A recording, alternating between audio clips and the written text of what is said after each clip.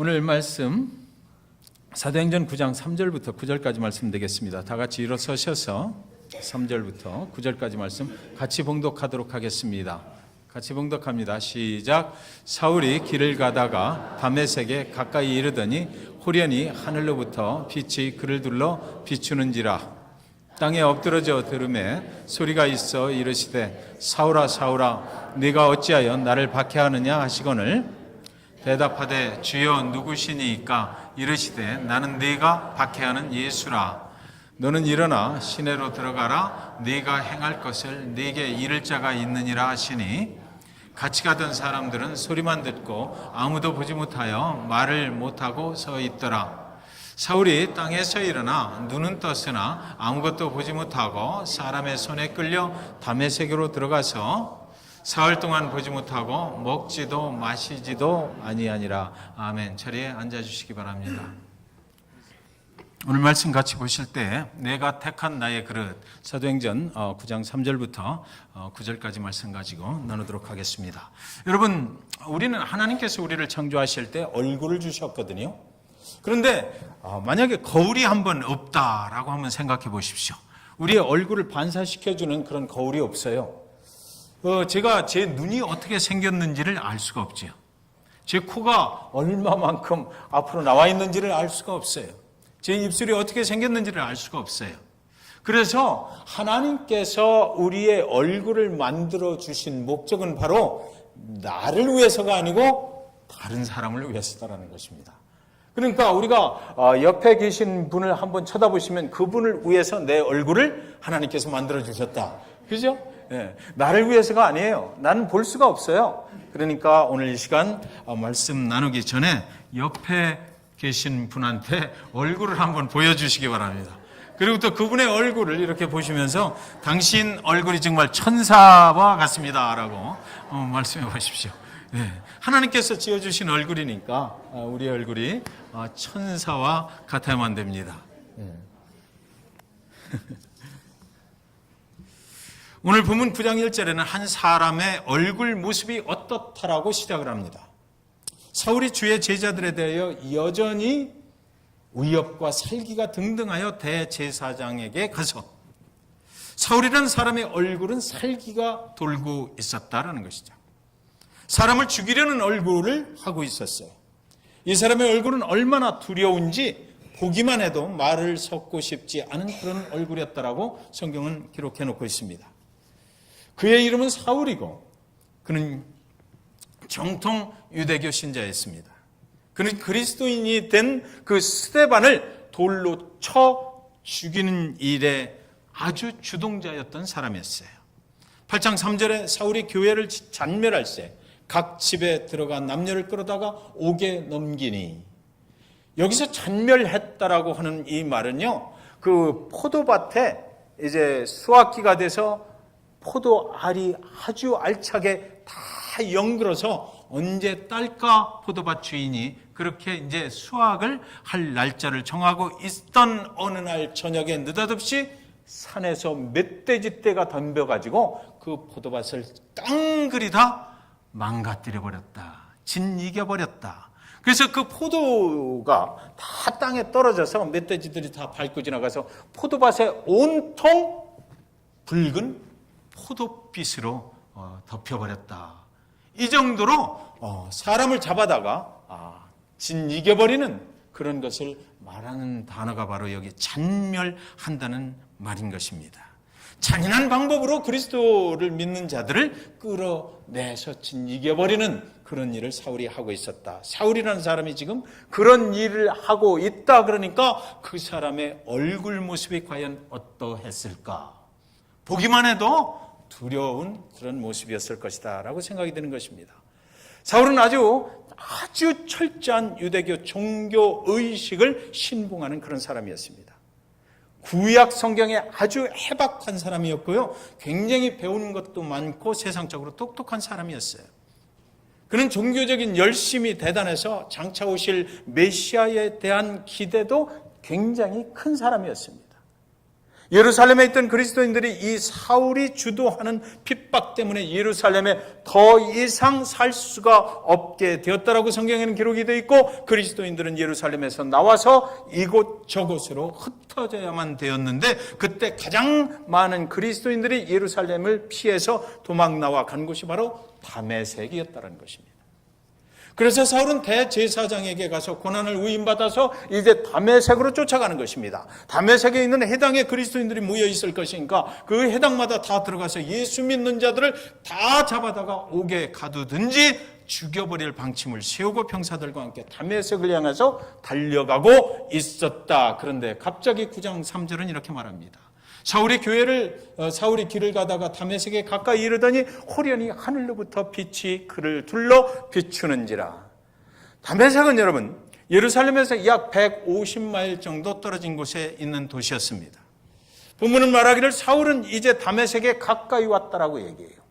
사울이 길을 가다가 다메섹에 가까이 이르더니 거의 다 왔다라는 것입니다. 자기가 목표한 곳에 거의 다 왔다. 조금만 더 가면 된다는 것이에요. 조금만 더 힘을 내면 자기가 목적한 바를 이룰 수가 있게 된다는 것이죠. 그는 지금보다 훨씬 더 조금만 더 있다가 보면 자기의 일이 목적한 바가 이루어지고 나면 훨씬 더 유대 사이에서 자기의 월등한 지위를 보장받게 되는 그런 시점에 딱 와 있다는 것이었어요. 이제 거의 거기에 다 왔습니다. 거기 가서 이제 유대인 그리스도인들을 다 잡아서 옥에 가둬버리기만 하면 사내들인 공회 속에서 자기의 위치를 완벽하게 사회적으로 구축할 수 있는 그런 힘과 권력을 지금보다도 더 갖게 되는 그런 시점에 호련히 하늘로부터 빛이 그를 둘러 비추는지라. 성경은 이렇게 말하고 있는 것입니다.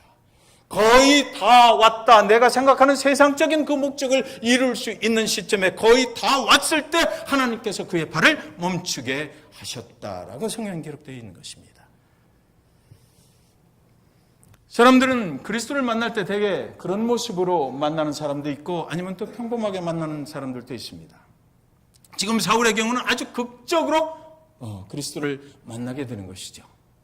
저 같은 경우에는 39살이 됐을 때 아침 출근을 하는데 그동안 세상적인 것을 구하느라고 세상에서 가장 내가 생각했던 잘 나가는 사람이 되려고 열심히 몸이 망가지는 줄도 모르고 모른 채로 집사람이 그렇게 저희 아내가 교회를 가자고 예수를 믿어야 된다고 얘기를 하는데도 그것을 외면해 버린 채로 그렇게 세상을 향해서 살아가던 어느 날 아침 출근길에 선명하게 아주 선명한 음성이 하나 들려오는데 그때 뭐라고 하나님께서 하늘의 음성으로 제 영혼을 때리시냐면 네가 가진 것이 무엇이냐라는 질문이었어요.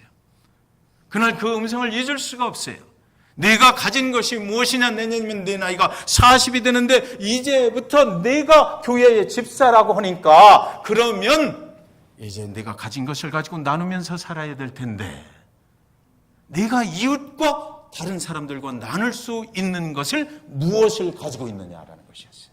하루 종일 직장의 책상 앞에서 그 말씀을 생각했어요. 내가 가지고 있는 것이 무엇일까? 뼈 빠지게 세상 말로 얘기해서 정말 뼈 빠지게 충성을 했는데 나에게 돌아오는 것, 내가 나눌 수 있는 것은 아무것도 없다라는 결론이었습니다. 제가 나눌 수 있는 것이 아무것도 없었어요. 이 세상의 것을 가지려고 그렇게 노력을 해왔지만 이제 정말로 인정받는 것 같고 이제 정말로 내가 원하는 일들이 거의 다 이루어진 것 같은데 조금만 더 하면 될 것 같은데 조금만 더 하면 될 것 같은데 그러나 그 말씀에 대답을 할 수가 없더라고요. 내가 가진 것은 아무것도 없다라는 결론을 낼 수밖에 없었던 것이에요. 하나님께서 제 인생에도 그런 질문을 던져주심으로 인해서 제 길을 다른 길로 갈 수 있도록 내가 이제 앞으로 살아가면서 무엇을 다른 사람들과 나눌 수가 있는가 그 생각을 할 수밖에 없는 그런 인생의 길로 다시 바꿔주셨어요. 거의 다 왔다. 이제 이 정도면 세상 속에서 뭔가 내가 나타내면서 안정적인 삶을 살 수 있지 않을까. 오늘 사울이 바로 그런 거죠. 예루살렘에서 모든 그리스도인들 핍박, 스데반을 죽이는 그 정도의 권세를 가진 사람, 그리고 이제 다메섹으로 도망가서 흩어져 있는 그리스도인들을 다 모아서 옥에 가둬버리기만 하면 지금 사내들인 그 공회 속에서 자신은 유대교 그 사회 속에서 굉장한 권력을 쥘 수도 있고 굉장한 인정받음, 그리고 사회적으로 존경받음, 이런 자기가 추구하는 모든 것들이 다 이루어질 것만 같은 그 바로 그 시점에 하나님께서 그의 발을 다메섹으로 가는 도상에서 꺾어버리셨다라는 것이에요. 하늘에서, 세상의 것이 아닌 하늘에서 내려오는 그 빛으로 그의 길을 막아버렸다. 그리고 나서 이 인생이 완전하게 변했다는 것이 성경의 기록입니다.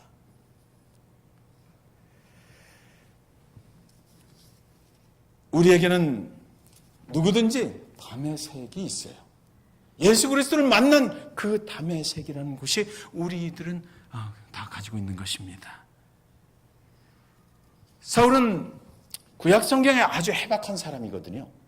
그래서 구약에 나오는 메시아가 어떤 분이신지를 그는 완전히 다 알고 있어요.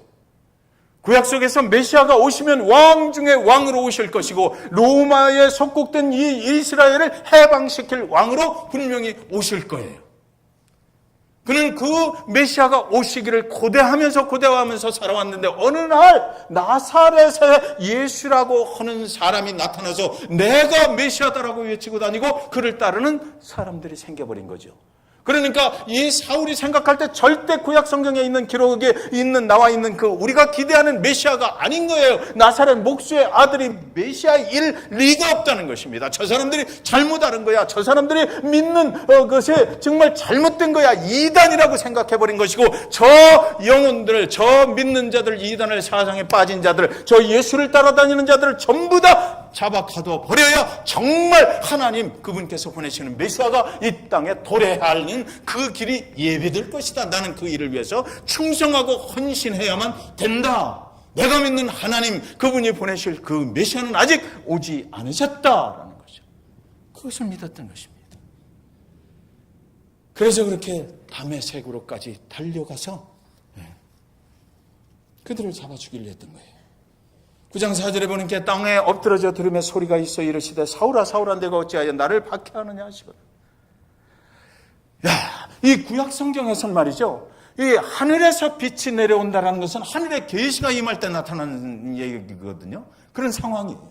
하늘에 하나님께서 뭔가 이 땅에 있는 인간에게 계시를 하실 때 그런 현상이 나타나는 것입니다. 하늘의 빛이 나를 덮어버리고 그 안에서 하나님의 음성이 들려와 앞으로 네가 가야 할 길이 이거야라고 구약 성경을 아주 잘 알고 있는 사울은 지금 자기가 당하는 이 상황이 하늘에 계신 하나님이 하시는 상황이다라는 것은 분명히 알았어요. 그러니까 땅에 엎드러져서 소리를 가만히 들어보니까 사울아 사울아 하나님께서 메이크 쇼 할 때마다 아브라함아 아브라함아 네 아들 이삭을 손대지 마라. 내가 준비한 번제물이 있느니라. 두 번 부르실 때는 분명한 하나님의 계시라는 것을 깨닫게 되는 거죠. 사울아 사울아 네가 어찌하여 나를 박해하느냐 하시는 거예요. 박해한 일이 없는데. 그런데 지금 사울한테 하나님이 말씀하시길 네가 나를 박해한다라는 거죠. 내가 하나님을 박해한 일이 없어요. 그렇다면 하나님 그분이 지금 나한테 왜 네가 나를 박해하느냐라고 하시는가 말입니다. 사울아 사울아 네가 어찌하여 나를 박해하느냐 이 음성을 들을 때 사실은 사울이 생각하기를 땅에 엎드려 있지만 생각했을 거예요. 나는 하나님을 절대로 박해한 일이 없는데 뭐야 이게 지금. 그렇다면 하나님 내가 믿는 하나님이 하시는 것이 아니고 어떤 다른 신이 나에게 공갈을 치고 있는 것인가 거짓으로 말하는 것인가. 나는 하나님을 전혀 내가 박해를 해본 일이 없는데 하나님을 온전히 섬기기 위해서 최선을 다한 것뿐인데 그런데 하늘에서 들려오는 하나님의 음성이 네가 왜 나를 박해하느냐라고 묻고 있을 때 사울이 순간 굉장한 혼돈 속에 빠졌을 것입니다. 내가 믿는 하나님은 절대 내가 박해한 일이 없는데 왜 나를 박해하느냐고 묻는 거예요. 하나님 내가 언제 당신을 박해했단 말입니까? 그렇다면 이 소리가 정말 내가 믿는 하나님의 음성이 맞는가? 아니면 거짓 신이 나에게 나타나서 이러는 것인가? 그래서 사울이 다시 질문을 하지요. 9장 5절에 대답하되 주여 누구시니까? 사울은 그냥 하나님이시구나 이렇게 받아들일 수가 없었어요.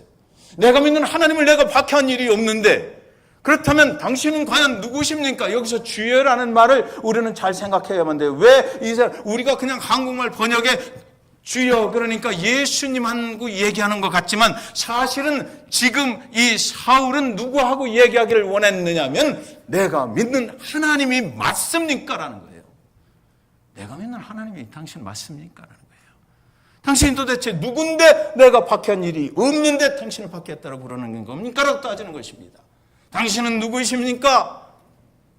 사울은 지금까지 한 번도 예수를 메시아로 믿어본 적이 없는 사람이거든요. 그러니까 여기서 주여라고 하는 말은 사울이 그 당시에 예수 그리스도를 얘기한 게 아니에요. 내가 믿는 하나님을 얘기한 거지. 그는 메시아 예수를 인정도 안 하고 살아온 사람인데 그 예수여라고 하는 소리는 절대로 아닌 것입니다. 그러니까 주여라고 불렀지만 내 인생의 주인 되시는 하나님이여 당신이 지금 정말 얘기를 하시는 겁니까? 라고 부르는 것입니다. 지금 말씀하시는 분이 정말 내가 그동안 믿어온 하나님 맞는 것입니까? 라고 물어본 것이에요. 그랬더니 하나님이 말씀하시기를 9장 5절 하반부에 뭐라고 그러냐면 나는 네가 박해하는 예수라 그러는 겁니다. 여러분 지금 이 말씀이 신학적으로 굉장한 의미가 있는 것이에요. 내가 믿어온 그 하나님이 본체이신데 삼위일체 성령 그리고 예수 나는 네가 박해하는 예수다라고 해서 하나님이신 것을 분명하게 밝히는 것입니다.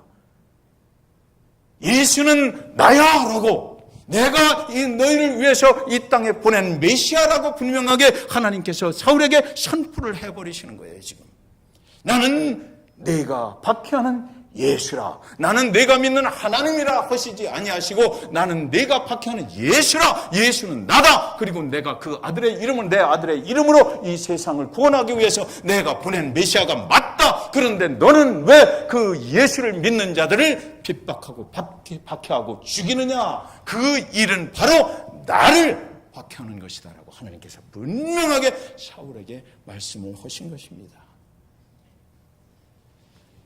사울이 믿는 그 메시아는 이 땅에 오시면 이 땅을 통치할 메시아였습니다. 최소한 그는 로마의 통치로부터 이스라엘을 구원해 주실 능력을 가진 그런 권세의 그런 메시아여야만 해요. 왕 중의 왕으로 오셔야만 하는 것입니다. 그런데 잘 보십시오. 하나님께서 말씀하시기를 나는 네가 박해하는 예수라고 말씀하실 때 예수는 십자가에 달려 죽었잖아요. 이미 없어져 버렸어요. 그 예수가 바로 하나님과 같은 사람이다 라고 지금 하나님이 말씀하시는 것이거든요. 유대인들이 죽인 예수가 바로 하나님이시라. 그 예수가 지금 하나님과 함께 계시기에 사울에게 계시를 하시는데 하나님께서 말씀하시기를 그 예수가 바로 나야라고 하늘에서 빛으로 덮어놓고 그리고 나서 하늘의 계시가 하나님이 말씀하시는데 그 예수가 바로 나야. 너희들이 죽인 예수가 바로 나야 라고 지금 말씀을 하시는 거예요. 유대인들이 죽인 예수가 바로 하나님이시라는 거죠. 그 예수가 지금 하나님과 함께 계시기 때문에 사울에게 그렇게 계시하실 수가 있는 거예요. 아니야. 당신은 예수가 아니야라고 사울이 얼마나 당신은 메시아가 아니라고 얼마나 소리치고 싶었을까요? 그 예수는 이미 죽어버렸잖아. 하나님. 내가 믿는 하나님이 보내시는 메시아는 바로 그런 예수 같은 그런 나사렛에서 목수의 아들로 태어난 사람이 아니어야 되잖아요 라고 내가 그렇게 구약 성경을 많이 보았는데 하나님의 계시 속에서 나는 기다리고 있던 그 메시아 그분은 십자가에 그렇게 맥없이 돌아가셔야 되는 그런 예수가 되셔서는 안 되지 않느냐라고 그는 그 순간 소리치고 싶었을 거예요. 그 믿음의 굉장한 혼란을 겪는 시간인 것입니다. 그는 정말 그렇다면 부활했는가라는 질문이 그 순간 생겼겠죠. 그날 그렇게 죽인 그 예수가 정말 부활했구나. 그러니까 내가 그동안 믿어왔던 것이 정말 깡그리 무너지는 순간을 맞이했던 것이에요. 그날 이후 사울의 인생이 이제 완전하게 바뀌어버립니다. 다메섹으로 질질 끌려 들어가서 유다라는 사람의 집에 묵게 돼요. 그의 눈이 그날 강한 빛을 받아서 그랬는지 장님이 되어버렸습니다. 그는 눈을 뜨지 못한 채로 3일 동안을 그 유다의 집에서 많은 생각을 하게 됐을 거예요. 내가 열심으로 하나님을 믿었는데 지금 나타난 이 모든 일들은 과연 뭐야? 그렇다면 내가 잘못 믿었네. 그렇다면 내가 생각했던 그 메시아, 그 하나님이 보내신 메시아는 그 예수 그리스도가 맞는 것이구나. 그분은 죽으셨으나 다시 살아났다고 하더니 정말로 살아나서 오늘 그 하나님의 우편 보좌에 앉으셔서 나에게 직접 말씀하시는 그런 메시아이시구나. 내 인생을 바꿔야 되겠네. 아, 그분이 메시아였구나. 이 일을 얻고 였던 것입니다. 하나님께서 아나니아라는 사람을, 믿음이 좋은 사람을 사울에게 이제 보내요.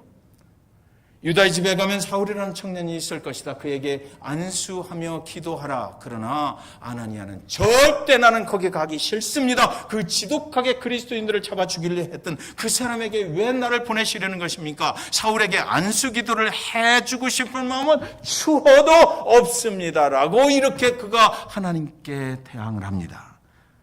그러니까 하나님에게 하나님이 말씀하시길 뭐라고 그러냐면 9장 15절에 주께서 이르시되 가라, 이 사람은 내 이름을 이방인과 임금들과 이스라엘 자손들에게 전하기 위하여 택한 나의 그릇이라. 여러분, 하나님께서 사울을 택하셨다네요. 사울이 그동안 열심히 득심이 되어가지고 하나님을 섬겨서 유대 종교사의 그 커뮤니티 속에서 굉장한 믿음을 가진 사람으로 인정받고 살아왔는데 오늘 하나님이 얘기하시기를 그를 곡구려 들여놓고 하시는 말씀이 뭐냐면 그 인생 내가 택했다라고 원하시는 거예요.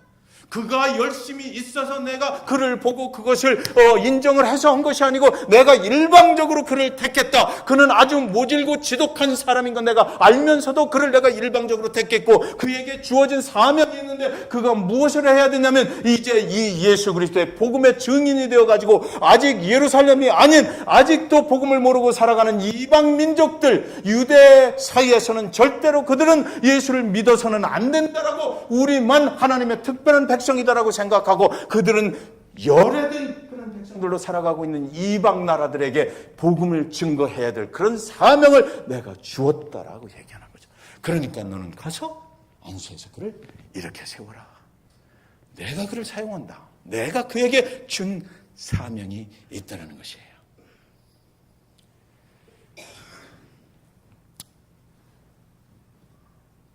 아나니아에게 그렇게 말씀을 하니까 아나니아가 가서 그를 위해서 안수를 하고 이제 그가 깨어납니다. 깨어나서 그 후에 정말 그는 여러분 저희 말씀 묵상하다가 굉장히 많이 혼자 울었어요. 지난 5년 동안을 생각해 보니까 우리는 너무나 부족해. 우리는 그 상황에 너무나 매달려 살았어요. 너무나 인간적이었고 너무나 세상 상황이 돌아가는 것에 영향을 받고 살았던 것 같아요. 사울은요 바울이 됐어요. 이제 그래가지고 그 예수 그리스도가 자기에게 주신 그 사명을 전파하는 데 있어서 한 번도 그 인생이 뒤를 돌아보지 않았어. 옛날 과거에 자기가 살고 있었던 그런 상황 속으로 다시 한번 돌아가기를 한 번도 원한 일이 없었던 거예요. 그의 생명을 다 바쳐서 이제 나에게 하나님께서 주신 그 사명의 길을 그는 갔다. 옛날 내가 살았던 그 모든 것들은 배설물과 같이 여겨버리고 이제 하나님이 나에게 주신 그 목표를 향해서 달려갔다 생명을 다 바쳐서 그 일을 했다라고 기록이 돼 있는 거예요. 그러니까 그 말씀 보는데 얼마나 제 마음속에 이 부족한 죄인 하나님 따라간다 하면서도 시시때때로 세상에 눈을 돌리고 세상이 좋았던 생각이 나고 하나님 따라간다 하면서도 조금만 상황이 바꾸면 교회를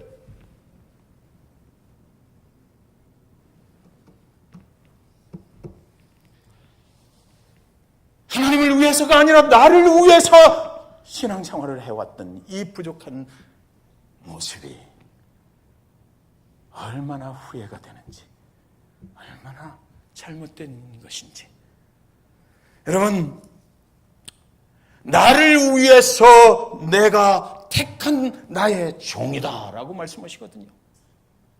나를 위해, 내 자신을 위해서가 아니에요. 하나님께서 일방적으로 저와 여러분을 택하실 때 하나님을 위해서, 예수 그리스도의 복음을 위해서 우리를 택하셨지, 저와 여러분 자신의 영광을 나타내기 위해서 그분이 택한 것이 아니다라고 지금 분명하게 성경은 말하고 있는 것이거든요. 사랑하는 여러분,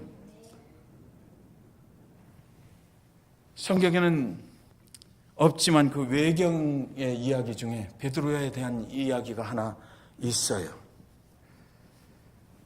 뭐라고 되어 있냐면, 어느 날 예수님이 너희가 나를 따르려거든 돌을 하나씩 가지고 나를 따르라, 이렇게 하셨대요. 그래서 제자들이 돌을 하나씩, 어떤 제자는 좀 큰 돌, 어떤 제자는 좀 적은 돌. 근데 베드로는 머리가 잘 돌아가는 친구거든요. 조그만 돌을 하나 집어서 주머니 속에 딱 넣고 따라간 거예요. 그래서 한참을 가시다가 저녁 나절이 됐어. 허기지잖아요. 그러니까 제자들아, 다 앉아라. 그리고 너희가 가져온 돌을 앞에다 내놔라. 그래서 하늘을 향해서 예수님이 한번 축사를 딱 하시니까 전부 다 큰 돌을 가져온 사람은 떡으로 변해, 큰 떡이 됐고, 베드로는 조그만 떡으로 변한 거예요. 아, 그게 베드로가 머리가 좋아. 아, 이제 깨달았어. 이제 알 것 같아.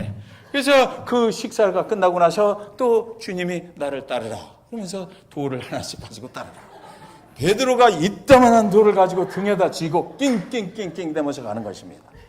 그래서 그 다음날 또 저녁 때가 됐어. 해변에, 강변이 있는 해변에 당도를 했어요. 여기 다 앉아라. 그리고 돌을 갖다가 저 강물에다 집어넣어버려라. 저녁을 주시는 게 아니라 끙끙끙끙 끌고 왔는데, 그러니까 베드로가 주님께 항변을 하는 거죠. 왜 오늘은 그것을 떡으로 안 만드십니까? 난 그렇게 열심히 끌고 왔는데, 지고 왔는데. 그러니까 주님께서 말씀하시기를, 내가 아까 하던 말 잘 들었냐? 내가 너희에게 돌을 가지고 나를 따르라 할 때 한마디 거기 넣은 게 있어. 나를 위해서 돌을 쥐고 돌을 가지고 나를 따르라 그랬지, 너를 위해서, 내 떡을 위해서 돌을 가지고 오라고는 내가 절대로 안 했다. 그런 거예요. 우리 자신을 위해서 주님을 따라가서는 안 된다는 거죠. 주님의 일을 위해서 예수 그리스도 그분께서 저와 여러분을 위해서 십자가에 그 생명을 주시기까지 희생하고 나서 나를 따르라, 누구든지 나를 따를 때는 저 십자가를 너희도 지고 따르라 할 때, 우리 자신의 영광을 위해서 저 십자가를 지라는 것이 아니고 누구를 위해서? 나를 위해서 희생하신 그 예수 그리스도 하나님의 영광을 위해서 저 십자가를 지고 따르라. 그리하면 그 십자가가 무겁지 않고 가벼울 것이다 라고 말씀하신 거예요. 그것이 복음의 이야기인 것입니다. 사랑하는 여러분, 그러므로 주님을 만난 사울은 한 번도 자신을 위해 살지 않았더라고요. 그가 전도 여행을 다니면서 계속해서, 여러분 성경이 우리 주일 성경 공부 안에서도 배우지만, 거기 자신을 위해서 그렇게 했다라고는 한 번도 기록이 되어 있질 않아요. 한 번 제대로 예수를 만나고 나니까 그 후로는 완전히 사람이 바뀌어서 오직 그는 예수의 이름을 위해서 그의 생명을 걸고 주님이 주신 그 소명의 길을 가게 됐다라는 것이에요. 그는 한 번도 예수 믿은 것을 후회했다고 돼 있지 않아요. 그는 한 번도 시험에 들었다라고 돼 있지 않아요. 한 번도 그는 자신을 위해서 예수의 이름을 사용한 적이 없다라는 것입니다. 그리고 그의 평생의 고백은 사도행전 20장 24절, 내가 달려갈 길과 주 예수께 받은 사명 곧 하나님의 은혜의 복음을 증언하는 일을 마치려 하면 나의 생명조차 조금도 귀한 것으로 여기지 아니하노라. 아멘입니다.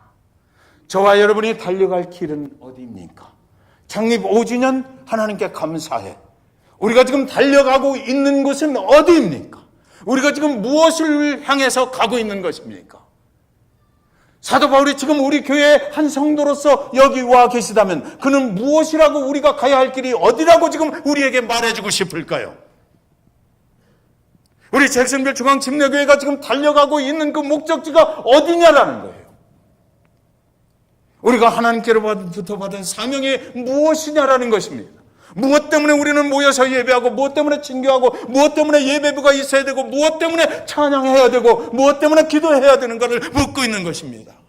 그것은 바로 하나님께서 죽을 수밖에 없는 저와 여러분을 살리시기 위해서 그의 아들 예수 그리스도를 십자가에 죽이시기까지 우리를 사랑하셨다는 그 은혜의 복음을 증거하기 위하여 우리도 하나님이 살려주신 그 생명을 걸고 그 길로 달려가야만 한다. 그런데 여기 보니까 은혜의 복음이라고 그랬거든요.